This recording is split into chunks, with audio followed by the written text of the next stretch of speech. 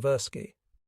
But much more immediate and important was the appointment of Admiral Fitch as Commander of Naval Air Forces Pacific.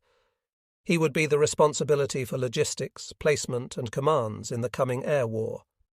How Nimitz felt about the Solomons invasion is only obliquely indicated, for one of his great attributes as a fleet commander and admiral was his total self-discipline. He did as his chiefs ordered, without complaint. By the summer of 1942, Nimitz had a new set of bosses, the Joint Chiefs of Staff. The line of command for the United States Navy then was President of the United States, Joint Chiefs of Staff, Commander-in-Chief, King, Commander-in-Chief, Fleet, Nimitz Pacific.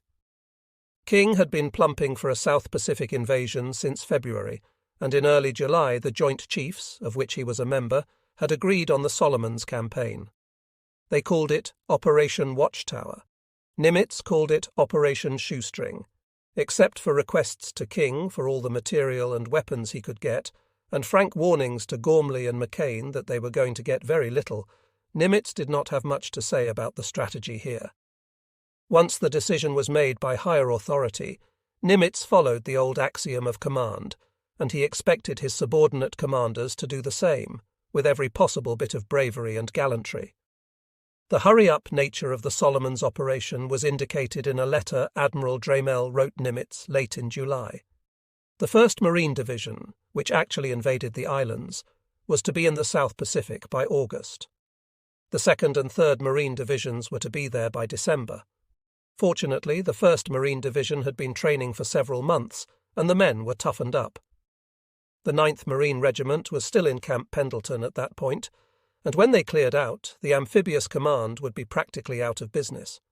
But in the meantime, several of these Marine regiments due in the South Pacific in December had not yet begun amphibious training, and several Army regiments were also waiting. Dramel was confused, and no wonder. It was a matter of too far, too fast. But the war would not wait. For the invasion and the operations, Vice Admiral Gormley, as noted, was in overall command. Frank Jack Fletcher was in charge of Task Force 16, the expeditionary force, and Rear Admiral Lee Noyes was in charge of the Air Support Force, or carriers. Rear Admiral Thomas C. Kincaid had a task force that included the carrier Enterprise, whose captain was Arthur C. Davis, lately Nimitz's air officer, who had finally gotten the sea assignment he wanted. Also in this battle from the Nimitz staff were Captain Charles H. McMorris, commander of the cruiser San Francisco, and Captain Walter S. Delaney, commander of the cruiser New Orleans. McMorris had been operations officer for Kimmel and war plans officer for Nimitz. Delaney had been operations officer for Nimitz. All were being given the chance every naval officer wants, one that Nimitz had wanted himself, a battle command. Rear Admiral Richmond Kelly Turner was in command of the amphibious force, and Rear Admiral McCain had the land-based air. Submarine support was being given out of MacArthur's Navy, the Southwest Pacific Force, headed by Rear Admiral Charles A. Lockwood, Jr., the former naval attaché in London who had so itched to avenge the Pearl Harbor disaster. Lockwood's second-in-command was Captain Ralph W. Christie at Brisbane, a man most instrumental in development of the torpedo the American Navy was then using. These were fighting men. One of the least known of them, and perhaps the most aggressive of the lot, was Turner. Richmond Kelly Turner had come originally from Portland, Oregon. He was 5th in his Academy class of 1908. He had commanded a destroyer in 1913 and served in battleships during World War I. He had been ashore in ordnance work for 3 years and had trained as a naval aviator. He had commanded the aircraft squadron of the Asiatic Fleet in 1928 and had been in the plans section of the Bureau of Aeronautics from 1929 to 1931.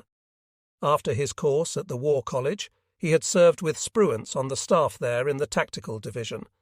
Then he had taken command of the cruiser Astoria. In 1940, Kelly Turner had gone to the office of the Chief of Naval Operations as Director of the War Plans Division. He was rough and tough, as Carl Moore remembered him. Moore had come to the War Plans Division in the summer of 1939 as head of the Plans section, and when Admiral Turner came in October 1940, Moore was working on the plan called Rainbow 4, which had been assigned by the Joint Army-Navy Board. Turner looked through the work at hand and ordered Moore to work on Rainbow 5, which was the big Navy plan for the Pacific in particular. Moore agreed, but went back to finish Rainbow 4 first. 2 or 3 days later, Turner had come into Moore's office and chewed him out, as Moore had never been upbraided before.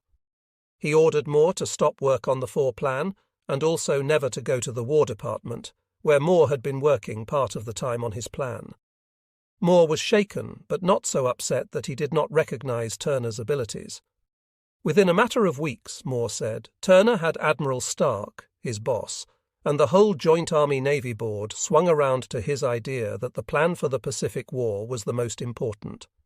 He was forceful, also pig-headed and determined, according to Moore.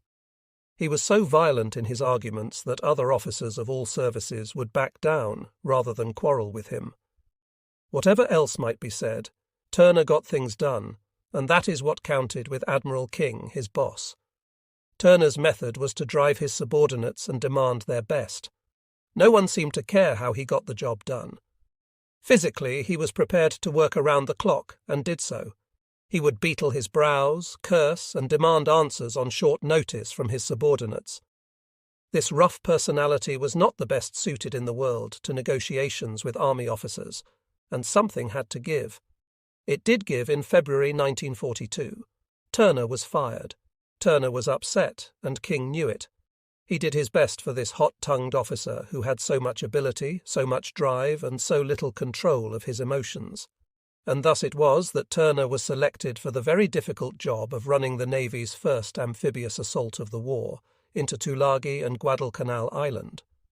On July 18th, Turner raised his flag in the transport Macaulay in Wellington.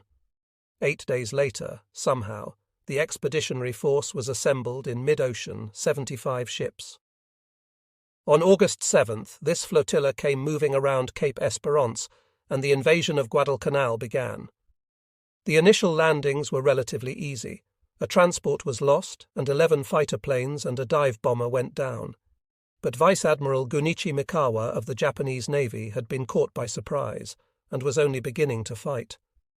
Turner was having a difficult time unloading his transports on the narrow beaches, and he sensed that time was running short. It was. Admiral Mikawa set out with 7 cruisers and a destroyer, supported by the land-based air power of the Japanese-held islands nearby. Mikawa planned to rush in and torpedo the American ships lying north of Guadalcanal Island, cross the bay to Tulagi and smash the American ships lying south of that island, then turn to port and dash northeast to retire behind Little Savo Island. It was to be done at night.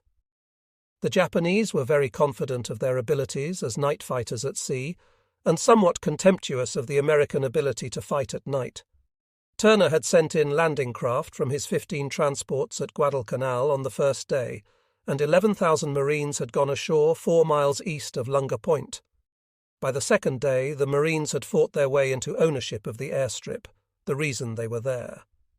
The Japanese had only about 2,000 troops on the island, most of them labourers, and they did not put up much resistance. Tulagi had been tougher. The Japanese had fighting men there in number, and the going was rough. Nevertheless, Tulagi was secured on August 8th, and it appeared that the invasion was a success. But the Japanese under Admiral Mikawa were ready to dispute the case. The battle that followed was historic, and so complex that Samuel Eliot Morison devoted 48 pages to it in Volume 5 of his History of United States Naval Operations in World War II, and later Commodore R.W. Bates of the Naval War College wrote an entire volume on the subject for the use of senior naval officers. Both studies indicated that Savo Island was an example of how not to fight a battle. First of all, after the Japanese began ploughing down on the force, Admiral Fletcher took his carriers away from the area. Morison says he seemed determined to take no risks, having lost Lexington at Coral Sea and Yorktown at Midway. Then, the Sound between Tulagi and Guadalcanal was divided into 4 sectors. Australian Rear Admiral Viac Crutchley was in charge of the southern force of cruisers and destroyers. Captain Frederick Reefcole took the northern force of cruisers and destroyers. Rear Admiral Norman Scott had a force of cruisers at the eastern side, and a pair of destroyers covered the west. Unluckily, Admiral Crutchley was called aboard Admiral Turner's flagship, as the Japanese were steaming in at 26 knots, and there he was when his mixed Australian-American force was challenged to battle. The Japanese came in through the destroyers, the weakest point. They passed by the destroyer Blue, which did not see them, and the Jarvis, which did not see them either. She had been damaged in the air attacks of the day before. Then the Japanese were in among the Allied fleet, having achieved complete surprise. Above the Allies, float planes dropped flares, and the Japanese began to shoot. The first ship sunk was the Canberra, the Australian cruiser, her captain killed. The destroyer Patterson was hit next and badly damaged. The cruiser Chicago was struck by a torpedo, and part of her bow was knocked off. Then the Japanese turned and rushed across the bay to hit Reef Cole's force. The cruiser Astoria was next, smashed by shellfire. Then came the cruiser Quincy, which capsized, and finally the cruiser Vincennes, which also capsized and sank. The destroyer Ralph Talbot was badly hit in the fight, but managed to make Tulagi. The Japanese retired, fearing the American aircraft carriers, which were nowhere about, and having suffered only minor damage to their cruisers. When the news of the battle reached Fletcher's force at about 0300, Captain Forrest Sherman of the Wasp asked Admiral Noyes for permission to take some destroyers and move in at high speed to protect the Turner force, because Sherman's pilots were trained in night operations. But Noyes would not even transmit the request to Fletcher. At dawn, the Japanese fully expected a carrier plane attack, but it never came. The only Japanese loss was that of the cruiser Kako that second day, sunk by the American submarine S-44. At Pearl Harbor, the dispatches that came in were more confusing than anything else. Nimitz knew he had suffered serious losses. He gathered from Gormley's requests for more aircraft that there was not enough air cover in the Solomons, but there was nothing he could do about it. He was distressed too, because at this time the destroyer Perkins damaged a propeller in the South Pacific, and the Morris and Mustin collided during night exercises with Task Force 1 off Hawaii. Although the damage to these DDs was apparently slight, said the estimate, it further depletes our DD strength at a time when they cannot be spared without embarrassment. One problem was the faulty intelligence, which existed since the security violation that had caused the Japanese to change their naval code. Nimitz did not know where the Japanese carrier force was located, and this bothered him more than anything else in the days just after Savo Island. 10 days after the battle, Nimitz still did not know what had happened, but he was beginning to get the idea from Gormley's dispatches that the outcome was serious. He was not very happy. Our losses were heavy, and there is still no explanation of why. The enemy seems to have suffered little or no damage. The food situation there has not yet been cleared up. In fact, since the initial landing, not much of anything has been done by our task forces, and the air under General MacArthur has been of little help except for reconnaissance.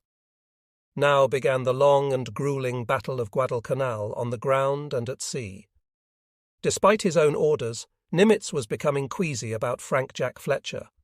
On August 21st, Fletcher sent a message saying he must withdraw to fuel on August 24th. Sinkpack's comment was succinct. There is plenty of fuel in the vicinity of his force. That same day, Nimitz heard that 2 Japanese forces were descending on the Solomons, and he knew that an all-out attempt was going to be made to recapture the area. Fletcher apparently did not have that word. On August 23rd, he sent Admiral Noyes and the Wasp to a fueling rendezvous far away. Meanwhile, the Japanese carriers were fueling on the run, coming in. So the Americans had 2 carriers at hand instead of 3. The Japanese had 2 fleet carriers, a light carrier, an escort carrier, and a seaplane carrier, plus battleships, cruisers, destroyers, and auxiliary ships. In the action that came, the Americans showed that they were learning new carrier techniques. The carrier planes were for the first time controlled by vectoring, that is, by direction from a combat intelligence center that saw the positions of planes and ships on radar. Fierce fighting on Guadalcanal. And when Forrestal returned to Washington, he made strong representations for reinforcements in the South Pacific and for changes in the air establishment. Guadalcanal had looked like a pushover until the Battle of Savo Island. But in the second week of August, General Vandergrift knew the struggle was going to be a long, hard one. Admiral Turner had been forced to retire with the transports, and that meant the Marines were alone, while the Japanese, for all practical purposes, controlled sea and air around the island. The Marines had to hold the island and complete the airfield for the use of fighters and bombers. The Japanese were determined to reinforce the handful of troops they had left on Guadalcanal and retake the island. On August 17th, troops were landed at Tassafaronga. The next day, 1,000 troops were landed by destroyer near Taivu Point. The first brutal action was fought at the Tanaru River, and here the Marines faced a banzai charge led by sword-waving officers. They learned the Japanese tricks. It was a night attack, launched at 0130 on the morning of August 21st. The Japanese came in, bayonets fixed, shouting and screaming. They tossed grenades over the heads of the Americans to make them think they were surrounded. They charged into and overran positions. They lay down and pretended to be dead, then rose up behind the Marines who passed them by with rifle and grenade to kill. But the Marines held them off that night and counterattacked the next morning, closing the Japanese into a palm grove on the east bank of the river. In this battle, the Marines learned never to trust a body unless it was discernibly dead. 35 Marines were killed and 75 were wounded, but the ratio was very low. 1,000 Japanese died. The pattern of the Pacific War encounters was set here.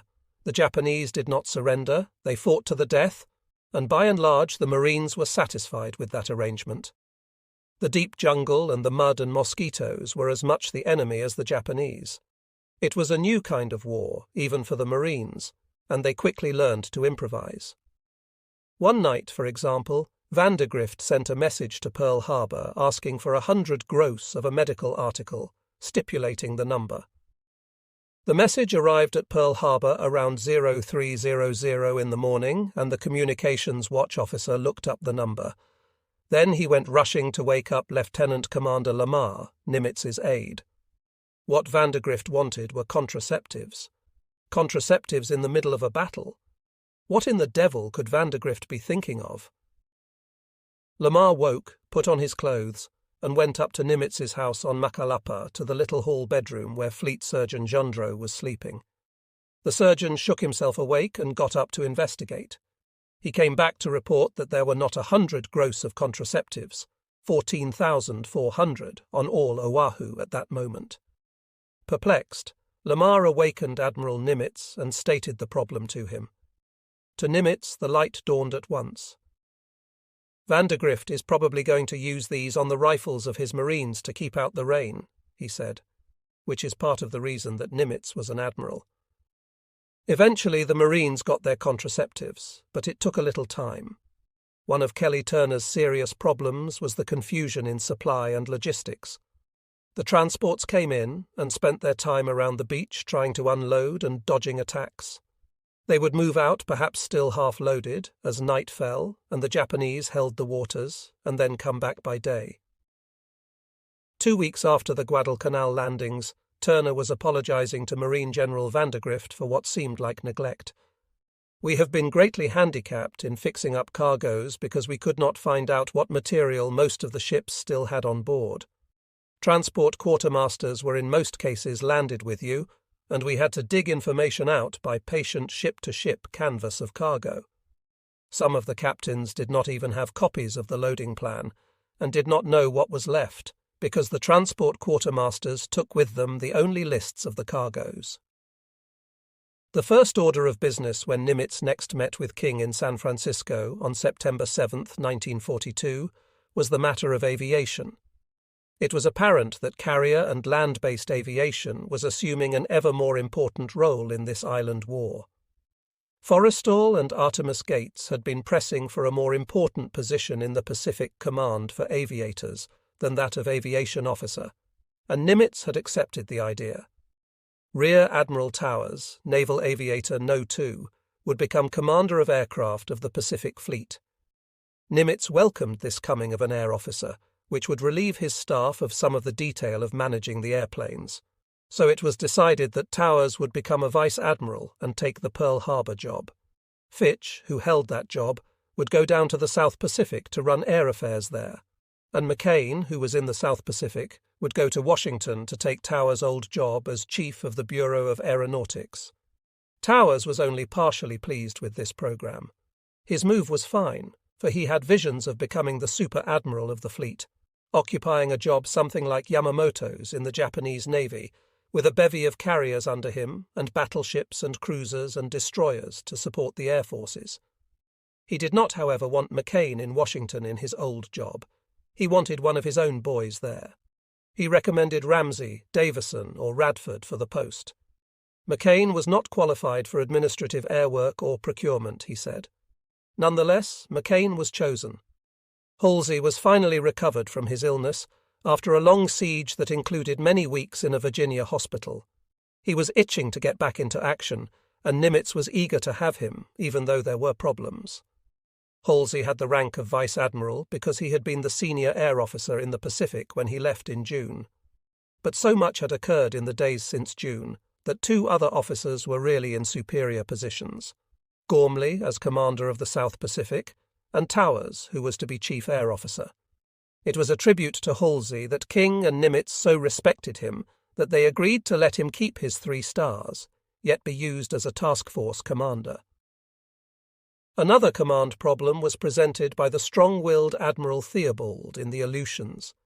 He had been quarrelling with Generals Buckner and Butler over many matters, and King was so annoyed that he had sent Vice Admiral Freeman up north to make an investigation.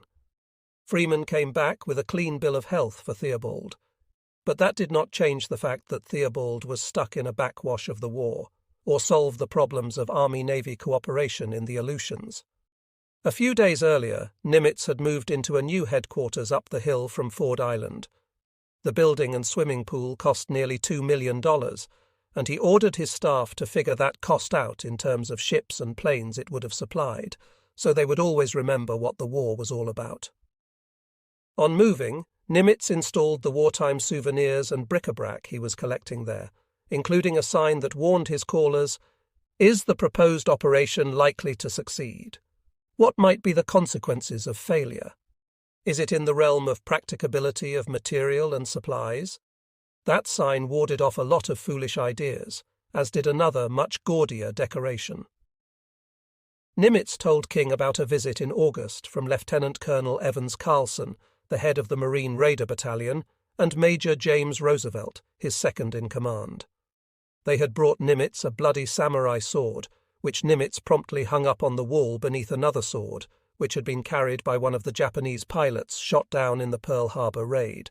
But now, in San Francisco, Nimitz gave the sword to King, who presented it to the Naval Academy Museum. He also gave a captured machine gun, which went to the Marine Corps Museum. King and Nimitz were having troubles with General MacArthur, and they discussed the best methods of getting along. They were having more troubles with logistics. On his return from the Pacific, Forrestal had spoken of this problem, and Nimitz asked that Admiral Calhoun, his Service Corps officer, should have a representative in Washington.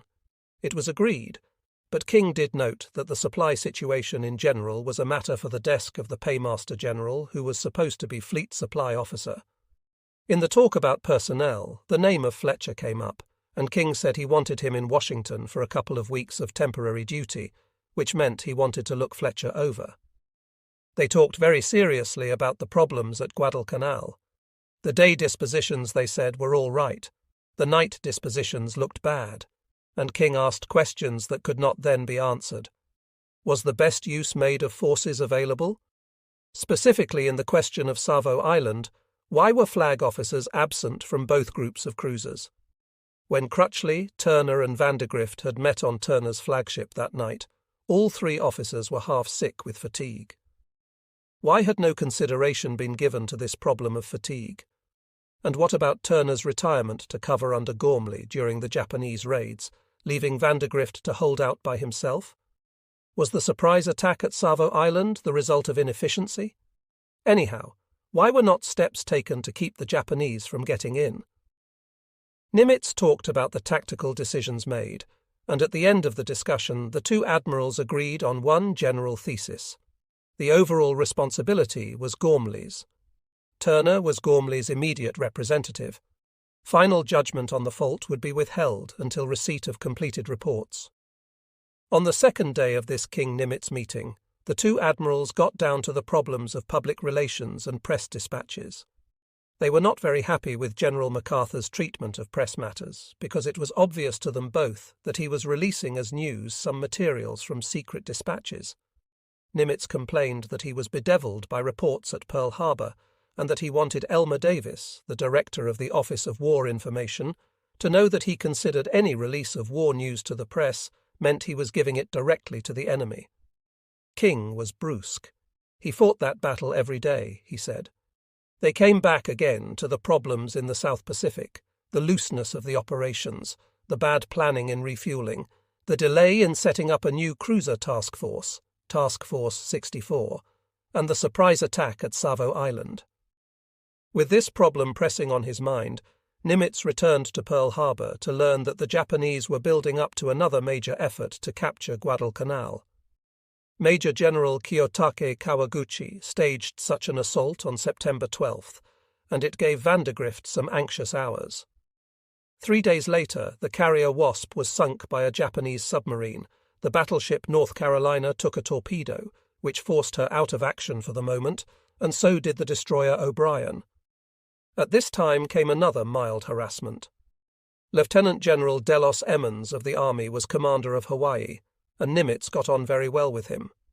Emmons had just returned from a trip to Brisbane, where MacArthur had his headquarters, and had come back full of MacArthur strategy, which he was eager to pass on to Nimitz, as he is a thorough student of strategy and has been in direct contact for months with the Japanese. So Emmons wrote Nimitz a letter of good advice. MacArthur was very pessimistic about Guadalcanal, Emmons said. Emmons had asked him what could be done. The best thing, MacArthur had said, was to base the British Indian Fleet in Australia, where it would come under MacArthur's command. The British fleet would then be able to reinforce Gormley and carry out its own mission. Nimitz had best look out too, said MacArthur, because the Japanese were certain to attack Hawaii in great strength in the near future. It was possible that the attack would come while there was little naval protection there before the Solomons could be won. On the other hand, MacArthur had soothed, he thought the Japanese would wait until they had isolated the Marine Division in the Solomons before taking on Hawaii. With an almost straight face, Nimitz sent a copy of the letter to King. While I cannot accept MacArthur's estimate of the Pacific situation, nor Emmons's estimate of MacArthur and the Pacific situation, I believe that you should know what is in the minds of our high army command. As to himself, we are far from being downhearted, Nimitz added. On the contrary, we view the future with optimism and anticipation. But if Nimitz was optimistic, the same could not be said of all the men of the ships that were fighting the attrition and disease in the South Pacific, or the Navy and Marine flyers who risked their necks hour after hour. Morale was low in the South Pacific, and Nimitz was not quite sure what must be done to set it right and get the operation there moving more quickly. As Nimitz pondered this problem, he was cheered by Halsey's coming to Pearl Harbor a few days later. The grinning, bouncing Halsey stepped in to help out with the air commander's duties until Towers arrived. In a most energetic manner, that's how Nimitz described Halsey's work. Towers was spending his last few days in Washington, trying desperately to get to see King and have his air captains promoted to flag rank before he moved away from the seat of power. But he was unsuccessful, he noted ruefully. He was more successful in another request. He asked that Forrest Sherman be made available to him as Chief of Staff when he took over as Commander of Aircraft in the Pacific. Lucky for Sherman, for the captain who loses his ship, the carrier Wasp, no matter the gallantry or the cause, runs the serious risk of being put on the beach and far away from the action. Sherman was being moved up instead to a job of great importance, even if it was a staff job. Nimitz was agreeable. He had more important things on his mind at that juncture, for he was just getting ready to make an inspection trip to the South Pacific to see if he could get to the bottom of the fleet's troubles there. Had he seen the current issue of Collier's, he might not have been so happy with Towers or his coming. Collier's had long prided itself on its air-mindedness. It had offered the Collier Air Trophy and supported aviation actively for many years. At this point, Collier's lamented editorially that it had taken Towers so long to move into a command post. It shows in the experience of one man why we are not winning the war faster. There was a very definite tendency on the part of some air enthusiasts to believe the airplane and its auxiliaries were the only weapons that counted. Not all airmen were so single-minded. McCain and Fitch, for example, were naval officers first, then airmen, and they did not belong to the group of young Turks, led by Towers, who hoped to take over the Navy.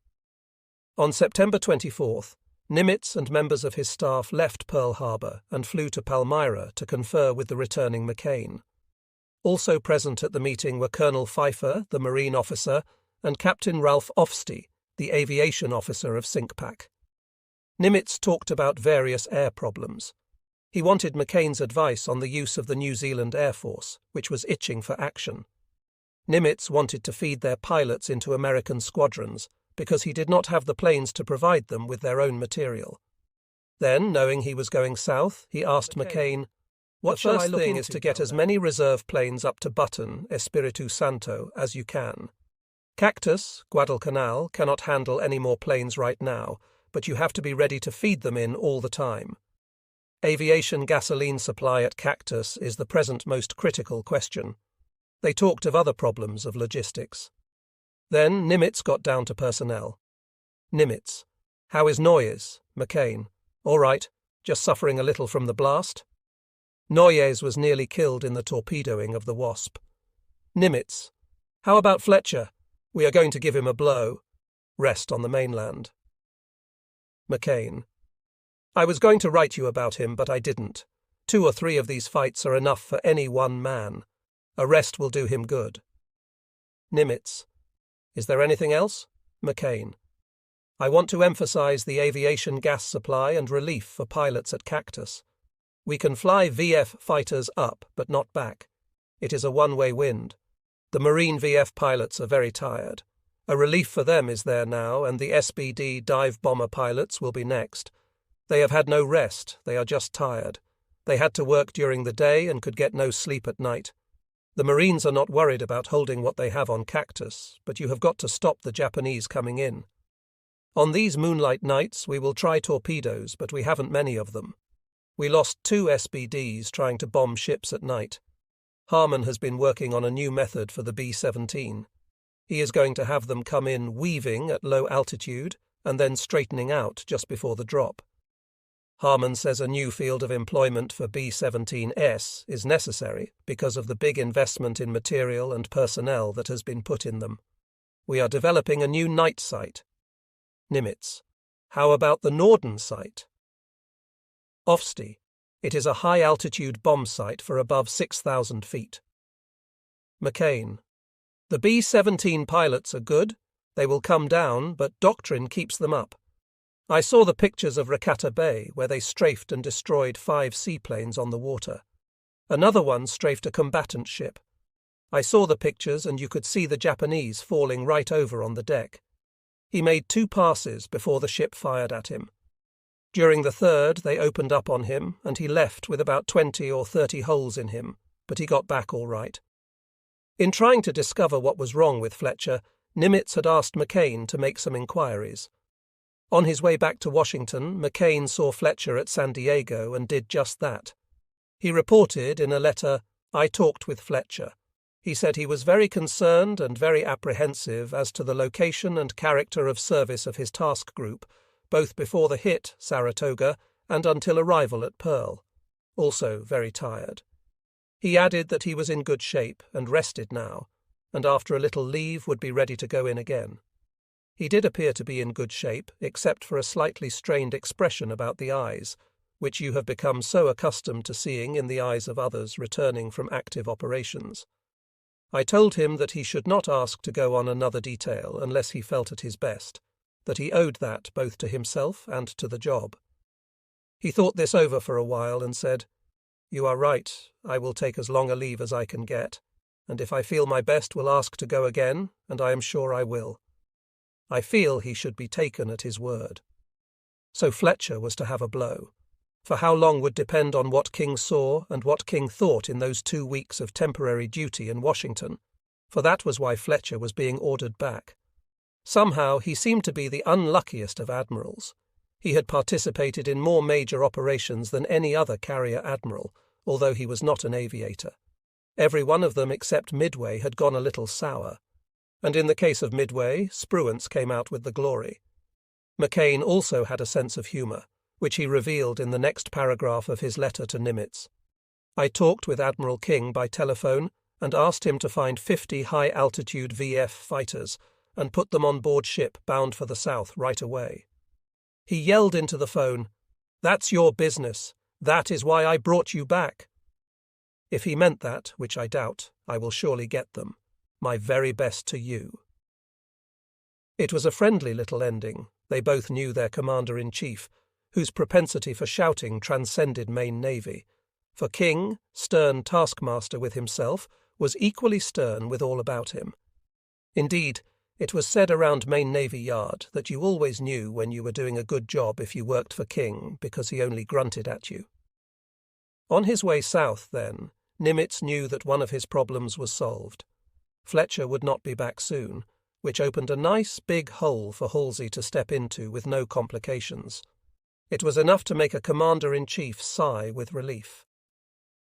On September 28th, Nimitz was aboard Gormley's flagship, the USS Argonne, in Noumea Harbour. With Nimitz were Captain Ofstie, his aviation officer, and Colonel Pfeiffer, his marine officer. Gormley was present with Captain Callahan, his chief of staff, and Turner was there. So were Generals Arnold, Harmon, Sutherland, Street, and Kenny, representing various aspects of the Army, from MacArthur to the Air Corps. Nimitz opened the meeting.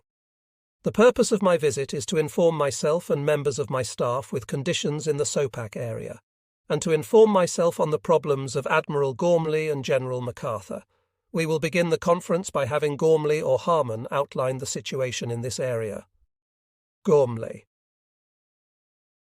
As you know, we are now occupying the Cactus and Ringbolt area, Guadalcanal and Tulagi, with 1 division plus a regiment.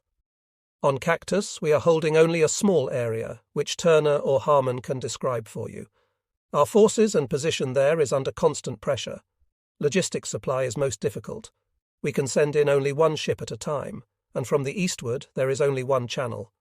Most of the Japanese in the area are on Cactus, but Vandergrift reports that most of those previously to the east and south are now gone.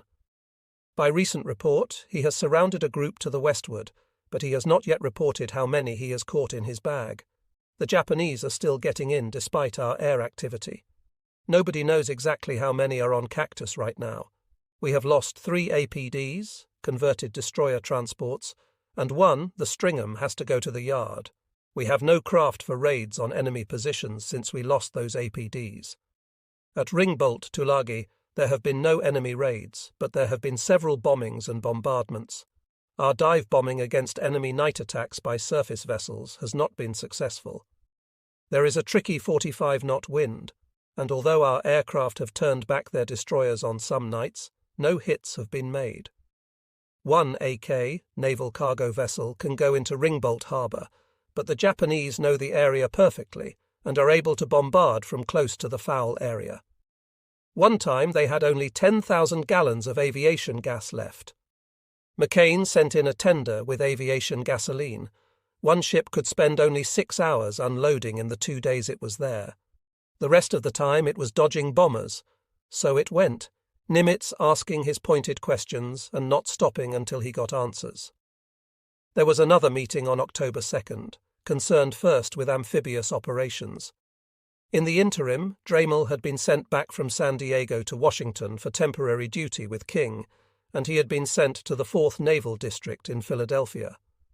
For all practical purposes, the Pacific Fleet Amphibious Force was dissolved, left in the hands of a captain on Dremel's staff. In October, Admiral Turner proposed to establish an amphibious training group in the Southwest Pacific area. Nimitz told his admirals what he wanted, all-weather airfields, plenty of storage for aviation gas, good housing for pilots, Quonset huts, not tents. He addressed himself to Gormley. I want you to go up and see conditions for yourself. Callahan can take care of things here while you are away. I am going to ask Holcomb to go up there, and I want you to go up there not later than the time he does.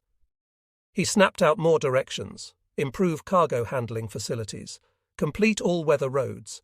Provide good repair services for planes. Planes are too expensive and too hard to get to let only minor damage render them permanently unserviceable. At Guadalcanal, Turner was to have at least 2 heavy ships, bow and stern moorings, with nets around them for torpedo protection. They would also move PT boats into the area. He wanted a salvage tub in the area. He wanted good communications, and he would send Captain John Redman, Zinc Pack Communications Officer, to help put it in. Nimitz said he wanted to talk about the future after consolidation in the Solomons.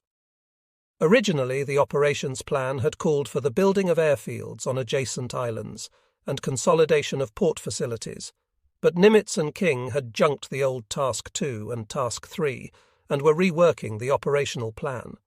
But first, Nimitz said, Colonel Pfeiffer had some matters to take up. Pfeiffer spoke about the need for labour battalions for Guadalcanal. Turner did not want to use CBs, men of the construction battalions. Nimitz asked if they could get natives from Malaita. Gormley said it sounded like blackbirding. Nimitz asked if the army had labour battalions. Pfeiffer said yes, and Pfeiffer and Turner went off into a technical discussion about getting and using labour. Nimitz put a stop to it. That is enough discussion on that question. We must get our own labour battalions out here. I think we can get some good material down south. Pfeiffer. The next question is to reduce the weight of landing mat bundles from 5,000 to 2,000 pounds. Turner. The only way to do that is to have it done in the States where they are first bundled. To repack here would take too much time and labour and would ruin lots of mat. Arnold said he would arrange that. Nimitz. Perhaps we should remind him of it. What else do you have, Pfeiffer? They went on to discuss radio and coast watchers, unloading procedures, and IFF equipment. Captain Ofsty said the problem was to get the technicians to keep the IFF equipment operable. Nimitz Hormley, you tell Harmon to get the necessary qualified personnel out to the bases. Next question was the mail, Pfeiffer said. Nimitz EEs, that is an important and serious question. If we can get mail to the men, it boosts morale. What is the situation? The problem was maintaining secrecy about ship movements. Nimitz. I realize the need for secrecy of ship movements. I suggest you get 1 man from each ship and have him look out for his ship's mail. He will find out how to get it to his ship, or they will find out why. Every ship can afford 1 man for this important duty. Ofsty, you look into the mail situation further and let me know what should be done. They talked about Gormley's communications officer. Gormley said he was fine. Nimitz indicated he thought the officer was a technician and not a man of broad view. Gormley was stubbornly loyal to his officer. Turner broke in to say he certainly wanted an experienced communications officer on his staff, and asked Nimitz to send him one, which made Gormley look foolish, since Nimitz had earlier indicated that Gormley's man was inexperienced. The others began a technical discussion of fuel and storage, so-called spooner projects about which we know little. Nimitz. Those are details I can't and don't intend to settle. I want now to hear about future operations. Gormley. First we must get Cactus stabilized. That will be a big job and will take time. Then we are going to occupy Ndeni, where we will build airfields. That will extend our search 325 miles and will be a great help. We are now going into the Ellis Group at Funafuti. The next step will be to Rabaul. How this is to be done is an open question. MacArthur wants to take a lot of airfields and bomb out Rabaul. I think he should go ahead and clean out New Guinea first. He has not filled in for us his plan for getting from his present position to Rabaul. We have to neutralize the Solomons. We have to go up that chain of islands. If the Japanese make a maximum effort there, we can't stop them. The purpose of the Japanese going into the Gilberts, I first did not know whether it was for the offensive or the defensive. I now think it was for a defensive purpose. They might try to make a diversion for us down here by going against Hawaii. I think they have in the Rabaul area from 15,000 to 60,000 troops. Turner, 5 divisions.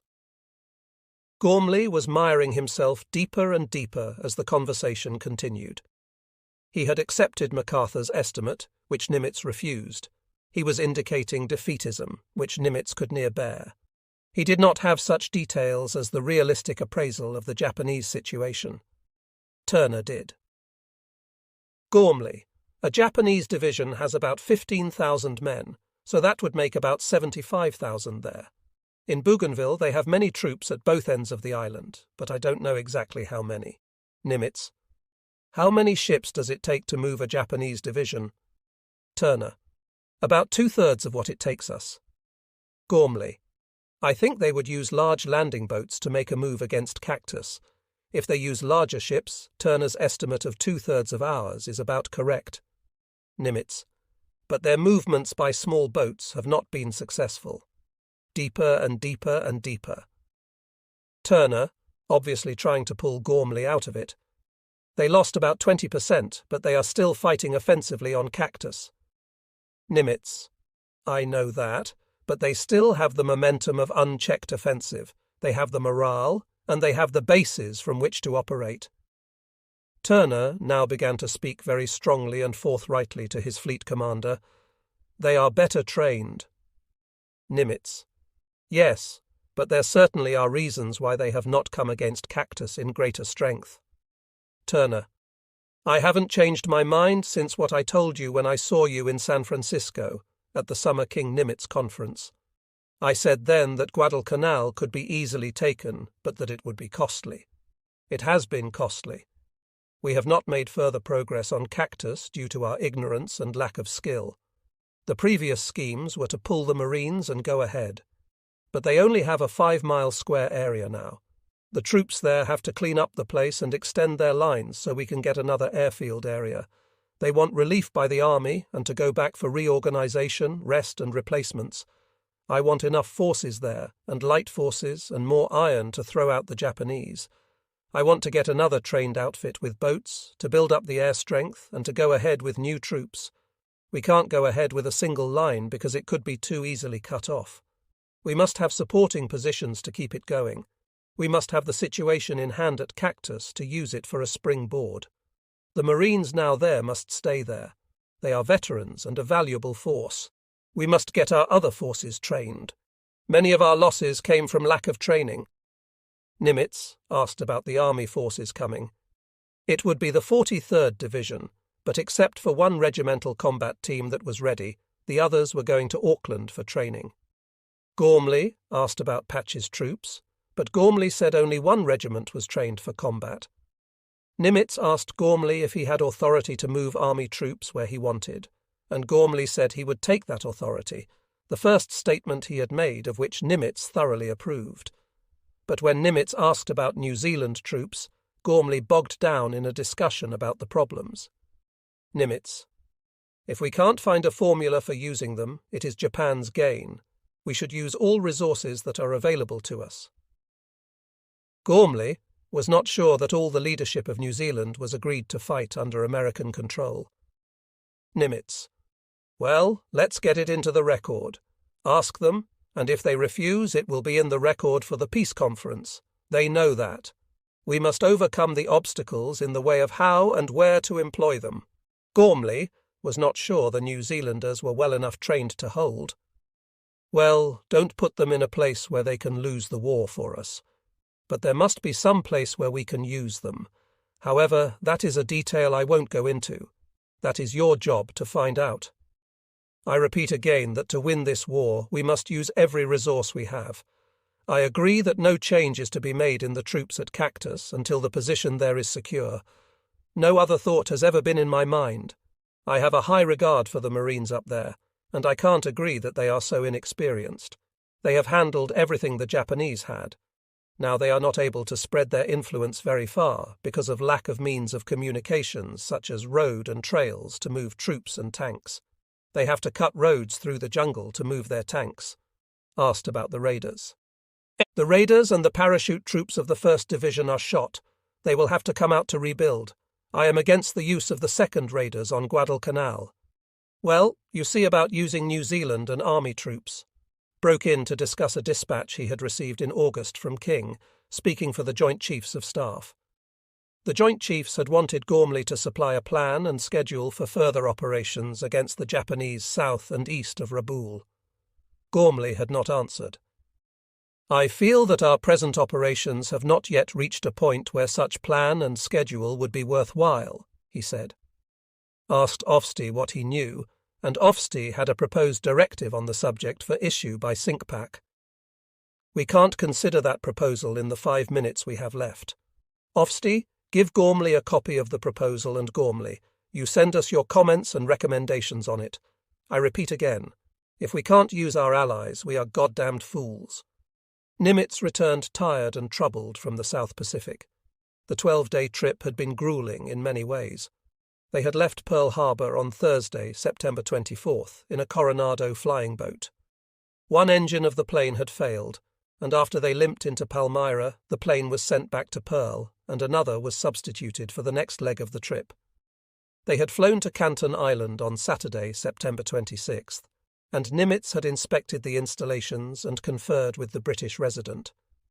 There were meetings as described, especially that of September 28th, when they flew to Noumea, where the vital meeting with Gormley had lasted from 16:15 in the afternoon until 20:15 that night. On Tuesday, Nimitz had inspected the facilities in the Noumea area along with Major General Patch, the commander of the army forces in New Caledonia, and others. He had visited the Ilnu Naval Air Base. Rear Admiral Murray, commander of Task Force 17, had called. Nimitz had made a presentation of the Navy Cross to Admiral Turner, and at 13:20 in the afternoon had flown to Espiritu Santo, arriving at 1700. There he had talked to Admiral Fitch and given out medals, a Distinguished Service Medal to Fitch, 2 Navy Crosses to Marines, 2 Distinguished Flying Crosses for naval pilots. Next day there was another inspection trip, and then the party went to the Army airfield. A young captain met them there, and discovered that he was to take this distinguished party to Guadalcanal. He did not know there was a 4-star admiral in the area, for the security of Nimitz's trip had been carefully maintained. They took off in a B-17 at about 16:30 that afternoon.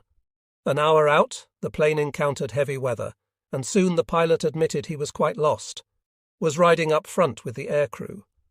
He went back to find Lieutenant Commander Lamar, because he remembered that Lamar, a born aide, had brought along a National Geographic map of the South Pacific.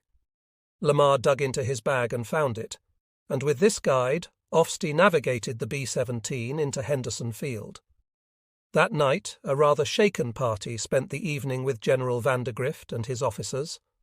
At 0630 the next morning, Nimitz was up and about, awarding medals at an assembly in the bamboo grove in front of Vandergrift's quarters. Navy Crosses were awarded to Vandergrift, General Rupertus, Colonel Edson, and Lieutenant Colonel Carlson of the Raiders, and 3 young Marine officers, including Marion Carl, the pilot.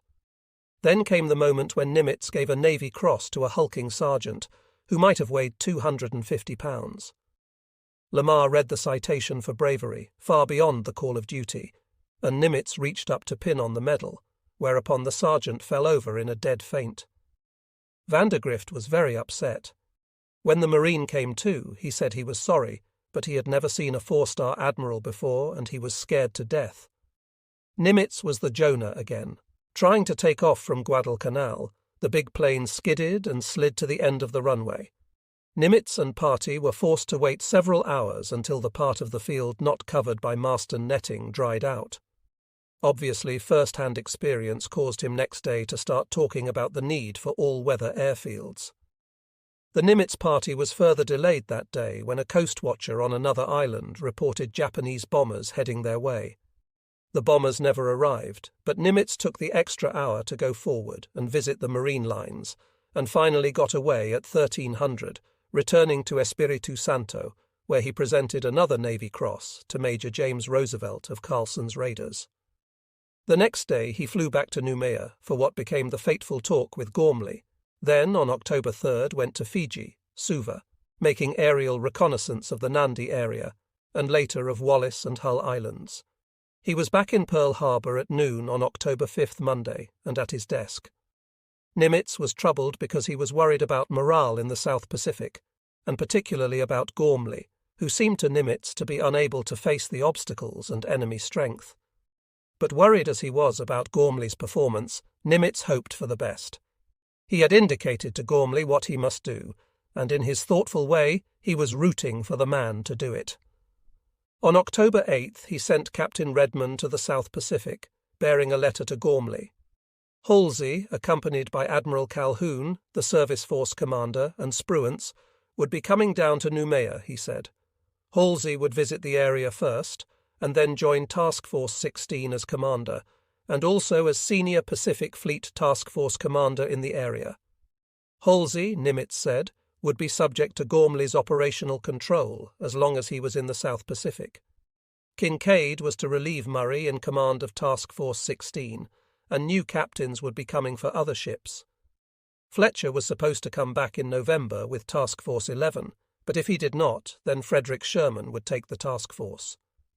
Nimitz spoke a little bit about ships and task force deployment, gently critical of Murray, who was staying too far away from Guadalcanal to take advantage of opportunities in the Solomons.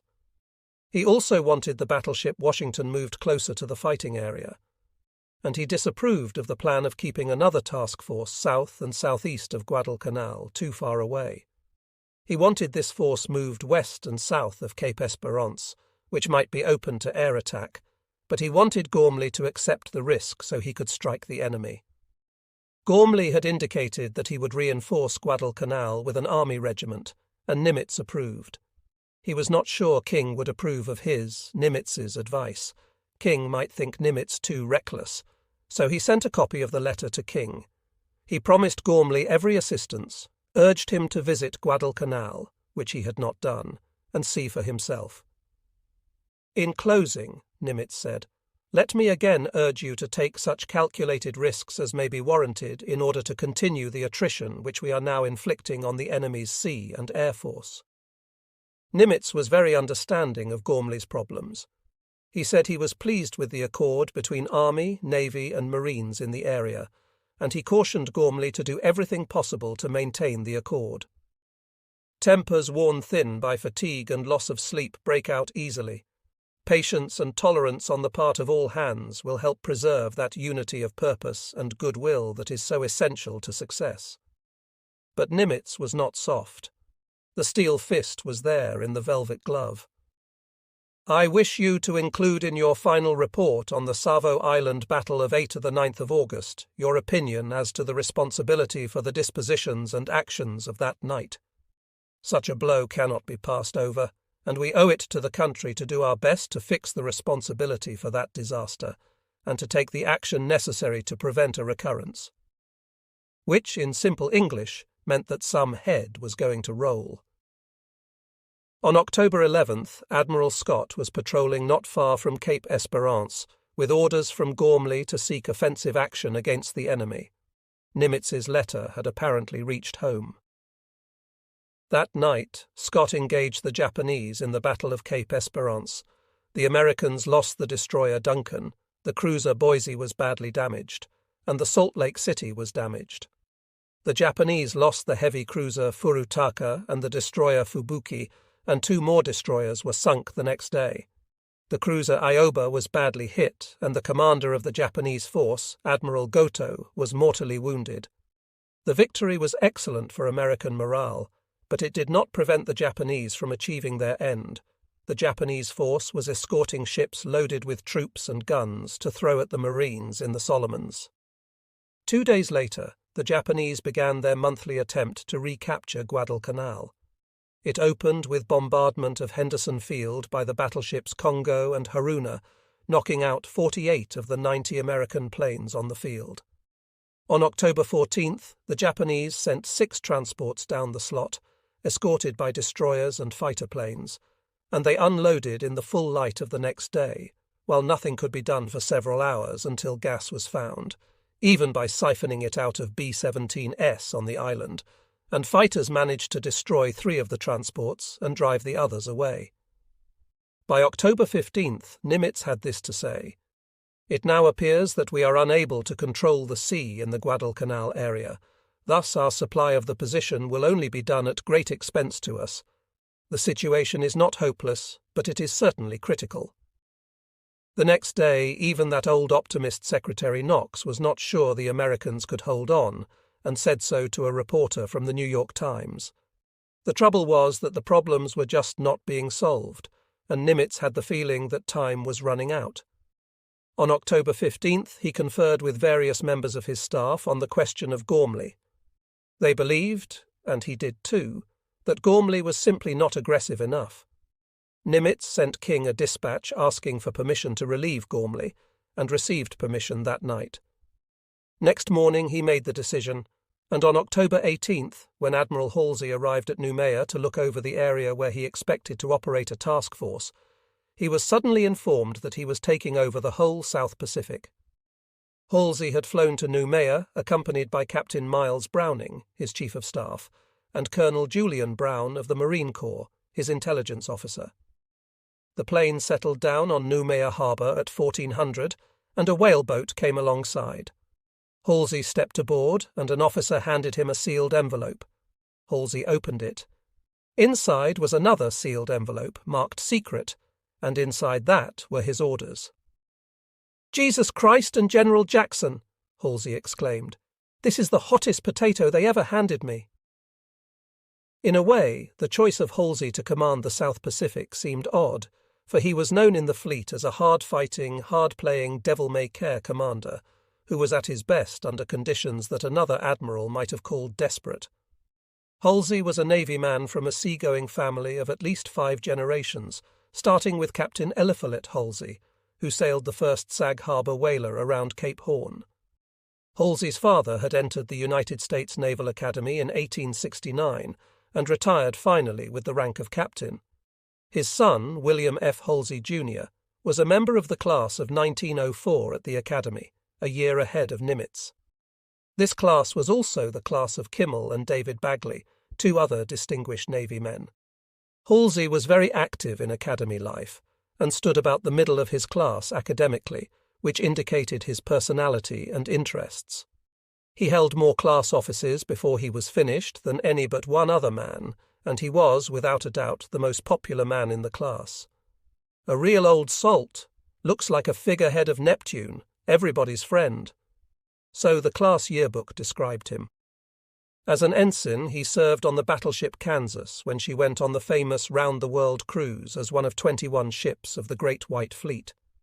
He was promoted very quickly to full lieutenant, and then spent most of the next 23 years in torpedo boats and destroyers.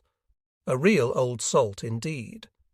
But in those 23 years there were other experiences, a hitch in naval intelligence in Washington, and another in the sensitive post of naval attaché to the American Embassy in Berlin. He had been commander of the receiving ship Reina Mercedes at the Naval Academy, and when that ship was made headquarters for the little aviation detachment at Annapolis, Halsey became an aviation enthusiast. In the spring of 1930, Admiral Richardson, then chief of the Bureau of Navigation, had learned of Halsey's interest and offered him a chance at flight training. But Halsey could not pass the physical examination. Instead, he went to the Naval War College at Newport and the next year to the Army War College at Washington. At the one institution, Halsey studied naval campaigns. At the other, he studied high strategy of wars.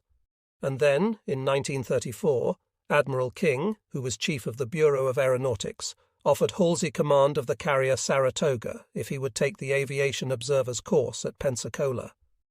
Halsey was then 51 years old. Halsey did better than that.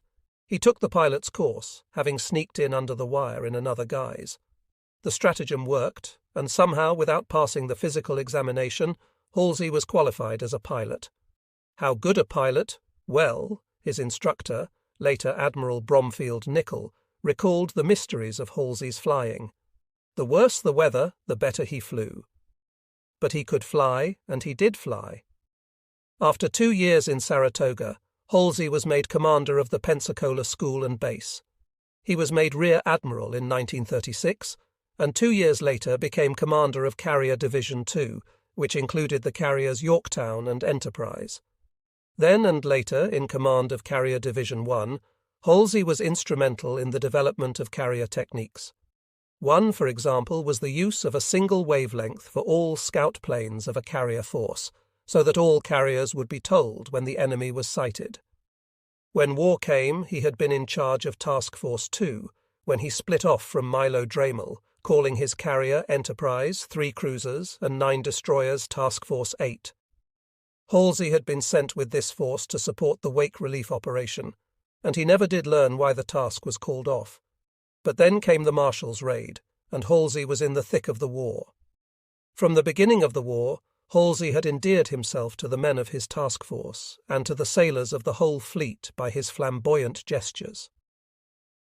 On the last day of January 1942, Halsey was fueling Enterprise, preparatory to the attack on the Marshalls, when a Japanese patrol plane came by. He watched on the radar screen as the blip closed on the force, then moved away without sending an alarm. Immediately, Halsey called his Japanese language officer and prepared a message of defiance. From the American admiral in charge of the striking force to the Japanese admiral on the Marshall Islands, it is a pleasure to thank you for having your patrol plane not sight my force.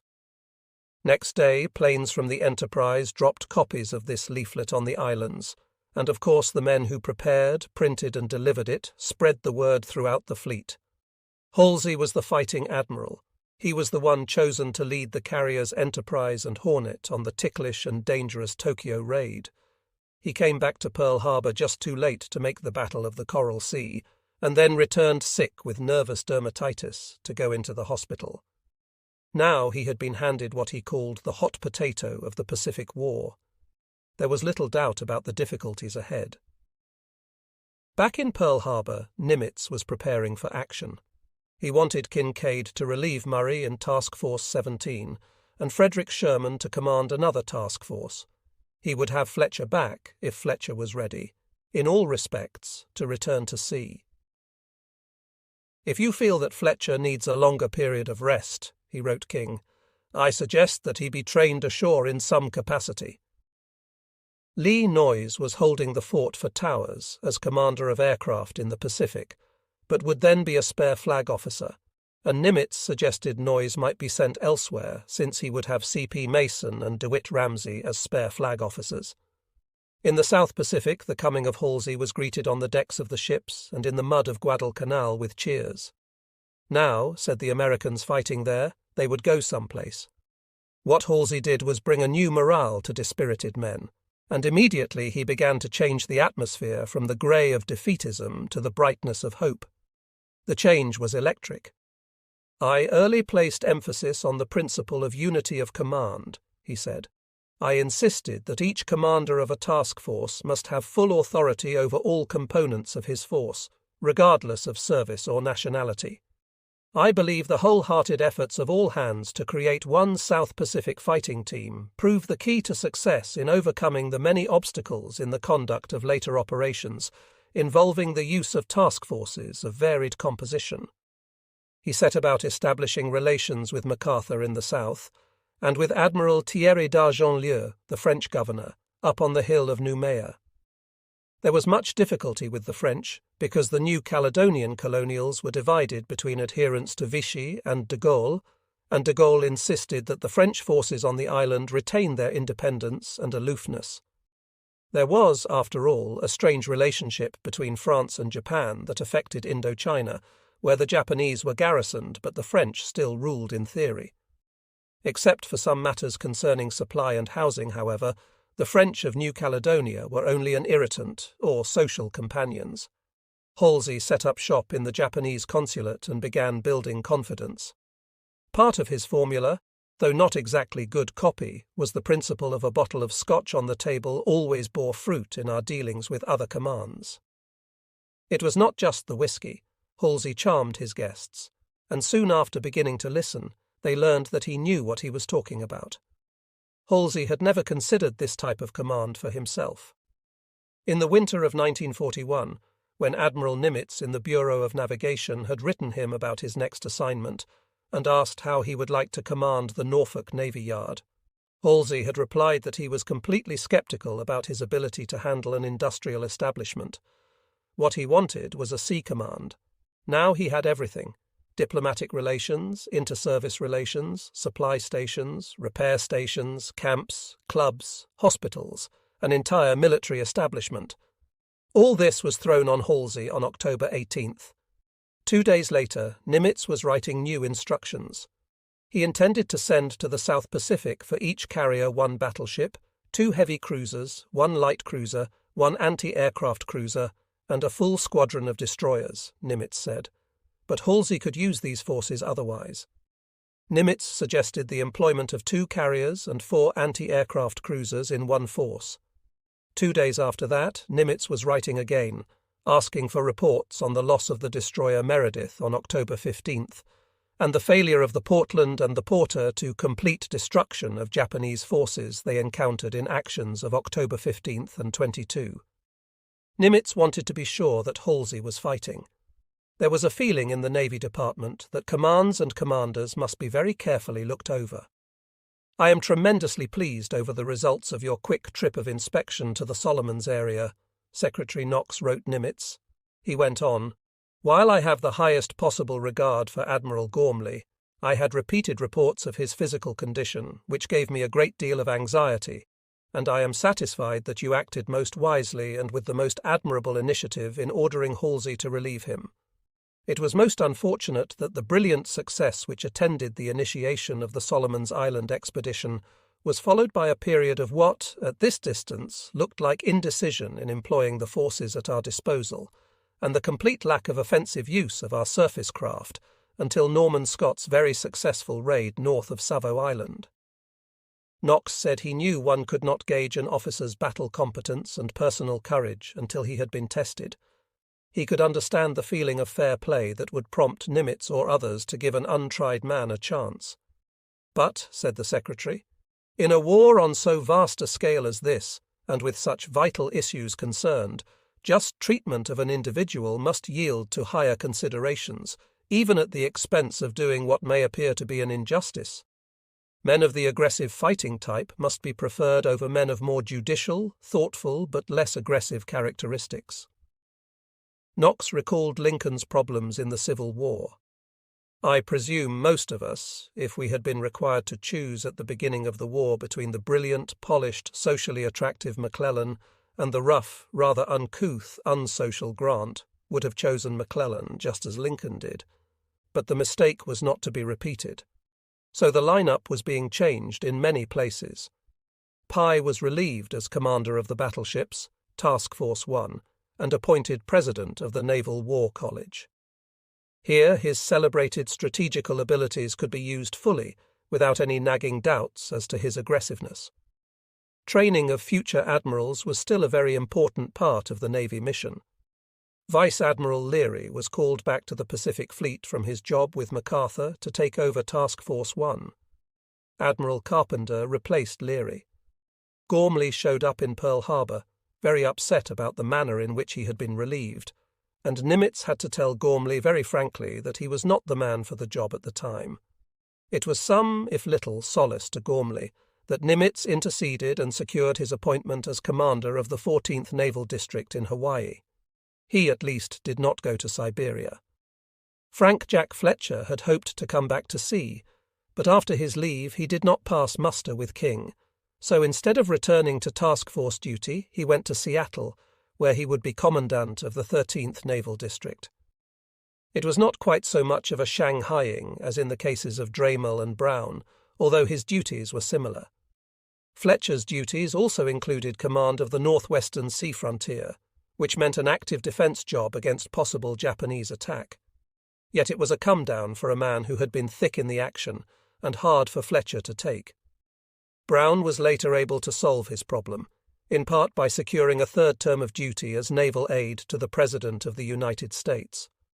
At the White House, he would run the map room and keep President Roosevelt informed about the progress of the Pacific War, with the prescience of one who had held a command post at the beginning of the conflict. To the front came the fighting men, and leader of them all was Halsey. Later, the British Royal Navy's liaison officer, Commander Harold Hopkins, went to visit Halsey one day when he was ashore. He came at about sundown and found Halsey sitting on a veranda in shorts, a khaki shirt without insignia, and no stockings. Halsey mixed a drink for his guest and sat and swatted mosquitoes as they talked, yarning for half an hour. I remember thinking that he might well have been a parson, a jolly one, an old-time farmer, or Long John Silver. But when I left him and thought of what he had said, I realized that I had been listening to one of the great admirals of the war. Halsey had arrived just as the Japanese were mounting their mid-monthly attempt to recapture Guadalcanal. On the night of October 20th, he held a meeting aboard the Argonne. Vandergrift came up, as did Major General Patch, the Army commander, and Major General Harmon, the senior Army officer in the South Pacific. Vandergrift and Harmon told of their difficulties.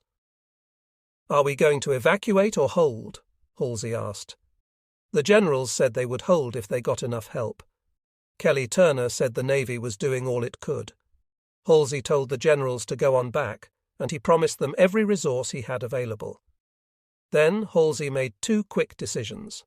He called off the building of an airfield at Endeni in the Santa Cruz Islands and diverted the troops being sent there to Guadalcanal to shore up the defences. Then he ordered an airfield built at Aola Bay on Guadalcanal and ran smack into the flat opposition of Aubrey Fitch and Marine General Roy Geiger, who had been in the area and knew the territory was totally unsuited. As a result, the 2nd Marine Raider Battalion was marooned, went overland, and ended up making a 30-day march behind the Japanese lines, which resulted in a brilliant victory. A successful admiral had to have luck, in addition to everything else, and Halsey had it. Even his mistakes turned out well. The Japanese were growing restive. Admiral Yamamoto was in the area with 4 carriers, 5 battleships, 14 cruisers, and 44 destroyers, to Halsey's 2 carriers, 2 battleships, 9 cruisers, and 24 destroyers. Kinkaid had Task Force 16 with the Enterprise. Murray had Task Force 17 with the Hornet.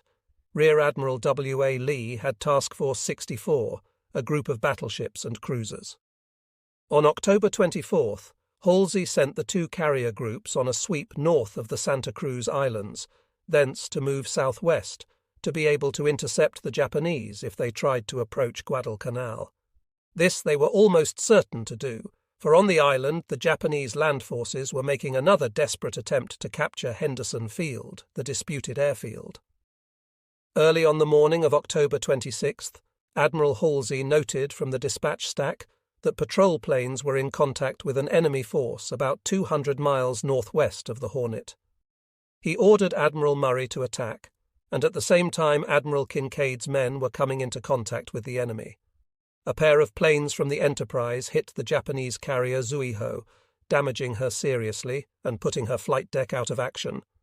Her planes had already flown off, but they could not come back. Hornet was hit that morning by bombs, torpedoes, and a suicide plane crashed by the Japanese squadron commander. Before 0930, she was dead in the water. Her planes closed on the Japanese and smashed carrier Shokaku so that she was put out of the war for 9 months, and the cruiser Chikuma was also put out of action temporarily.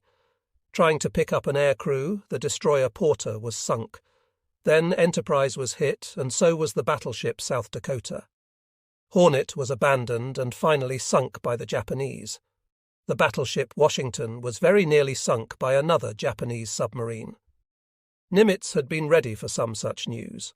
On October 22nd, he had suggested that major elements of the Japanese fleet were in the Solomons area, and that they might be expected to attack with superior force any time in the next few weeks, when they would be stronger than the Americans.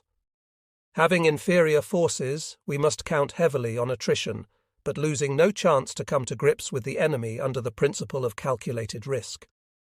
By October 31st, the situation in the South Pacific was still cloudy to Nimitz and his men, but that day Halsey was writing to his chief to explain. Halsey was anything but downhearted. He promised Nimitz that, "It will be my utmost endeavour to patch up what we have and go with them. In other words, I will not send any ship back to Pearl Harbor unless it is absolutely necessary." He hoped to get the Enterprise back in action. He knew he could repair the South Dakota locally. Without a whimper, Halsey took the responsibility for one poor aspect of the American show, the fighter control of the carriers. He had brought the communications officer of the Enterprise to his headquarters to be a member of the staff, and since the head of the fighter director school was on the Enterprise, he had not felt badly about it. But in his letter to Nimitz, he offered the facts and took the responsibility. Halsey paused for a moment to bring Nimitz up to date on strategy. As you may well imagine, I was completely taken aback when I received your orders on my arrival here. I took over a strange job with a strange staff, and I had to begin throwing punches almost immediately. As a consequence, quick decisions had to be made. Since the action, I have about reached the conclusion that the yellow bastards have been playing us for suckers. Their pattern of attack has been practically the same on the 4 occasions they have come down. The scouting force of submarines probably on the surface, backed up by cruisers and possibly battleships, and behind that their carriers, 2 together, and one separated some 40 or 50 miles with accompanying battleships, cruisers, and destroyers. These are placed generally to the northward of the Santa Cruz Islands. To the westward and generally to the northward of the Solomon's Guadalcanal area, their covering force. With the transports again to the westward of this force, I think they have sucked us out beyond the easy reach of our shore-based aircraft and are willing to play attrition tactics with us. Halsey had several ideas. The question of keeping battleships and carriers continuously at sea in the submarine-infested waters I believe to be a mistake. He intended to use his heavy ships more sparingly, and he doubted if a battleship or cruiser surprise attack of the kind made by Norman Scott would be made again, but if he had a chance, he assured Nimitz he would certainly take it. The big problem, as both admirals knew, was logistics. There was practically no fuel at Noumea. We need tankers and more tankers and more tankers. He needed repair ships and men who could repair. The biggest and best thing is the Army. They have made available to us various mechanics, electricians and welders, and I would like to see it widely advertised that the Army is helping us here. I have never seen anything like the spirit there is in this neck of the woods. It is a real United States service. It was a long letter, 8 single-spaced typewritten pages, and it discussed many aspects of the war. Halsey had spoken to Captain Christie, second in command of the submarine force in the area, and they were going to cover Iron Bottom Sound to catch the Japanese coming down with the Tokyo Express. I trust this may help him in securing more monkey meat.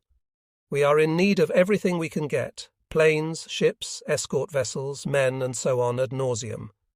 You are well aware of our needs, and this is not offered in complaint or as an excuse, but just to keep the pot boiling. We are not in the least downhearted or upset by our difficulties, but obsessed with one idea only, to kill the yellow bastards, and we shall do it. My admiration for the officers and men of all the services down here who are doing the actual fighting is beyond all expression. They are superb. We are going to continue to give them hell. He closed, for the plane was due to leave early the next day, and of course such a revealing letter could only be sent by special courier. He promised, however, to write home once a week. Assessing the American situation in the Solomons on the 1st of November, Nimitz's staff found that the pressure there was doing what King had wanted, stopping the Japanese and keeping them from undertaking any other sizable operations. At Pearl Harbor, the command was under no illusions. The Japanese would continue to try to capture Guadalcanal until they suffered a major setback, which had not yet occurred. And when might a real American victory come? When the men and weapons could get down to Halsey. At the moment, the old battleships were still stationed at Pearl as a last line of defense against possible Japanese landings there. Task Force 11 was at Pearl and could be sent south in mid-November when the repairs to Saratoga and North Carolina were finished. Task Force 17 was finished. The force had been broken up on the loss of Hornet and injury to South Dakota.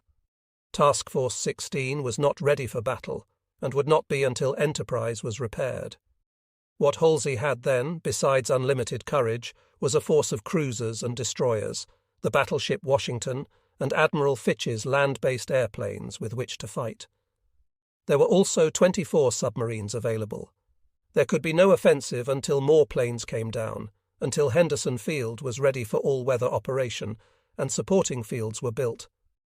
On the island, the Marines were tired and needed to be pulled out, but this could not happen until reinforcements could be brought in, which would probably not be in November.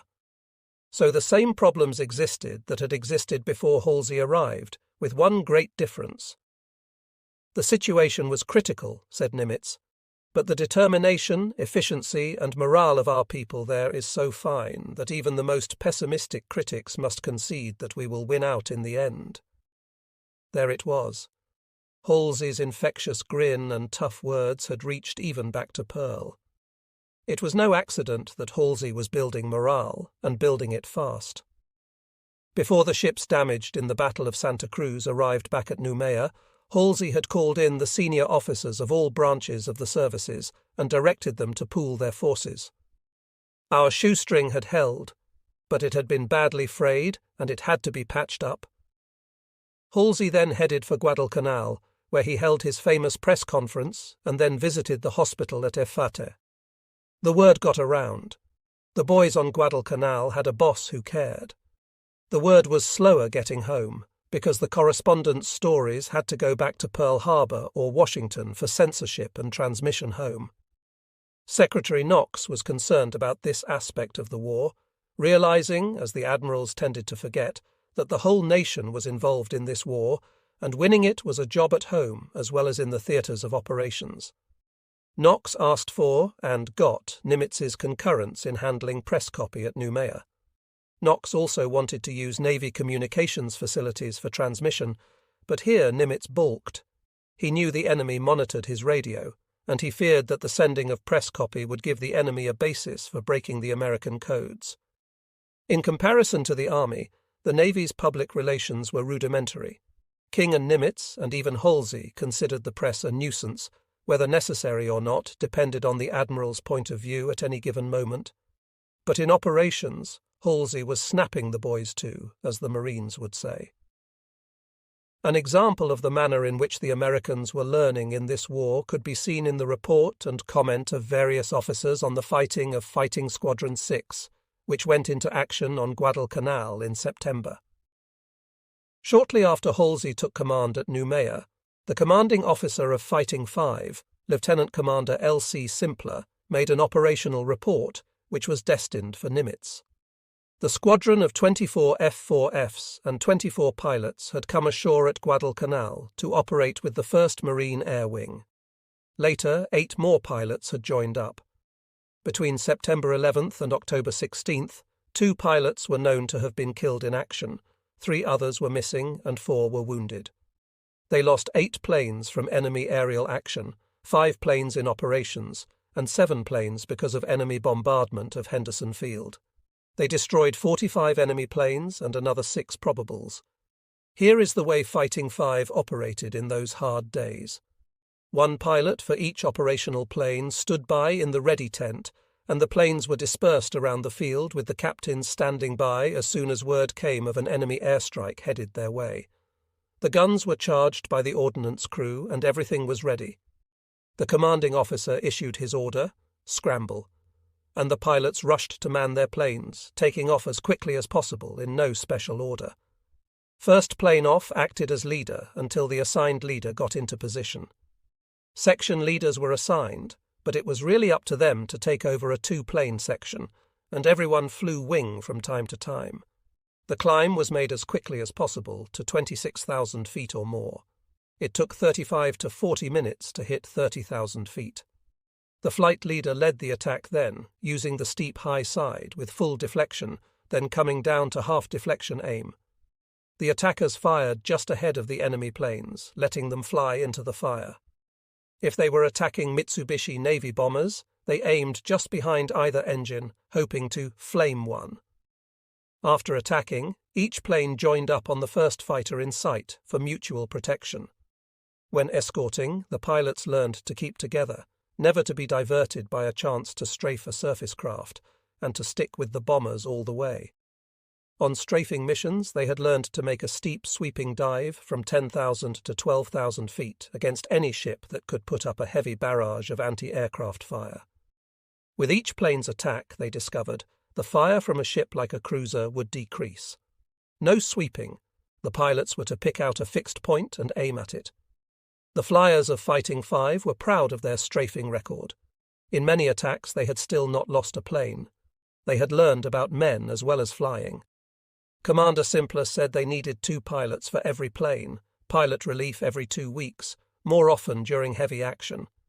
A pilot was as good as his physical condition, and one exposed to too much combat might be out of the war for good. Older pilots were as good as younger ones, and even better as flight leaders. A pilot's offensive spirit was measurable directly in relationship to his equipment. As for fighters generally, a plane should be measured not by the number of Japanese who were shot down, but by the number of Japanese who escaped. And the F-4F had its faults, these pilots said. The rate of climb was too slow, the speed was too much slower than that of the Zero, and their range of the F-4F was too short. That meant that half the Japanese bombing attempts on Guadalcanal made the target because the F-4Fs could not climb fast enough to intercept, and that the Japanese base at Buka was beyond the range of Fighting Five. As for the engine, the Pratt and Whitney 1830-86, the pilots were generally pleased. There were minor problems, but they knew that under combat conditions the planes were abused. Prolonged climbs were made at full horsepower output, with cylinder head and oil temperatures exceeding maximum limits. Dives were made with full throttle and in high blower. Under such conditions, said Fighting Five's commander, the engine life was about 90 hours, but he was not complaining. This, however, usually exceeds that of the plane, he said dryly. One problem was the oxygen equipment. 4 pilots had died under conditions that indicated oxygen failure, and no one knew why. The masks were troublesome and interfered with goggles and with microphones, but they did not know why. One pilot was killed thus who had been up to high altitude several times. One day he checked his oxygen equipment and took off. At 22,000 feet, the flight leader saw his plane maneuvering strangely and called him on the radio. But the pilot did not respond. His plane nosed over and after a long dive crashed into the water. The radio the flight leader used was unreliable for plane-to-plane talk. The throat microphones were a dangerous nuisance. What was needed was a radio giving instant transmission, frequency selection, and positive tuning without giving the pilot much trouble.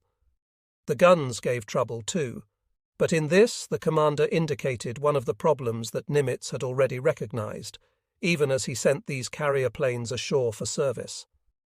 Carrier planes were not fitted for land-based air operations. Maintenance at an advanced base is far more difficult than on a carrier, said Simpler. And what he wanted, if his pilots came ashore to fight, was land fighters. Had P-38S been available at Guadalcanal, at least 80% of all enemy aircraft appearing in the area would have been destroyed. But of course the P-38S just were not available. Operation Shoestring again. Fighting Five's report went to Admiral Fitch first of all. It was written on November 11th, and he got to it on December 1st. He liked and appreciated the report. An excellent presentation of the problems encountered by land plane squadrons shore-based in a combat area. As for operations and tactics, Fitch was satisfied that they were sound. He congratulated Simpler on learning fast and collating the information for others. Fitch noted the sharpness of Japanese tactics and suggested that the use of P-38S would solve many problems. He agreed that each plane should have 2 pilots where the fighting was heavy. Under these conditions, it is necessary to scramble all planes when bombing is imminent, and the physical condition and effectiveness of pilots deteriorate rapidly if they are maintained indefinitely on call. In the future, Fitch warned, the Navy simply had to make adequate provision for ground echelons, including enough mechanics. The situation on Guadalcanal has been far from satisfactory in this respect, and is only now, 3 months after the invasion, showing improvement. Halsey had the report and Fitch's endorsement on December 20th. He too approved of Simpler's succinct report and agreed with Fitch's comments. He noted that more training was needed in aerial gunnery to ready the pilots for the difficulties of full and half-deflection shooting, and that the Japanese shooting had dropped in effectiveness. He recalled for the minds of higher authority that Japanese strafing at Pearl Harbor had been masterly, but at Guadalcanal it was ineffectual. He was concerned about the oxygen matter and about the radio deficiency, which was already being corrected by supply of push-button sets. Next, the report and the endorsements appeared on the desk of Admiral Towers, who had arrived at Pearl Harbor and begun to function as commander of the Air Force Pacific Fleet. By now it was January 17th. Towers agreed with all that was said, but added his own spice. He lamented the fact that it had been necessary to use Fighting Five ashore at all. The need for trained carrier pilots was such that they should be assigned to carriers. True, at the moment that Towers wrote, it would become every more true as the promised carriers came off the ways and were fitted out for the Pacific War. But in those grim days at Guadalcanal, when Saratoga had been crippled and every man and weapon had been needed, it was much more sensible to send Fighting Five ashore than to return the squadron to Pearl Harbor, where the planes would be out of action. On February 22nd, Spruance, the Chief of Staff to Nimitz, had the report and passed it along to Admiral King, agreeing that it was best to keep carrier pilots on carriers. It seems a long time between the writing of Simpler's report and its arrival at King's desk, but the fact was that the people who needed the details were getting them all the way along. Fitch had read about and was fighting for land-based planes and better radio. Halsey had read and was talking about training. Towers was urging the recall of these men to their carrier duty. Spruance and Nimitz were comparing the needs of the moment with the best of plans. The attrition continued in November. After Santa Cruz, Halsey sent the destroyer Smith back to Pearl. She had been hard hit in the last stages of the battle, but was still going. The Mahan had also been hurt, much of her bow torn away, but she could be repaired in Australia, as could the San Juan, the anti-aircraft cruiser, which had taken an armour-piercing bomb. Enterprise was under local repair, and on November 6th, Halsey had her ready for sea on 36 hours' notice, capable of operating 69 planes.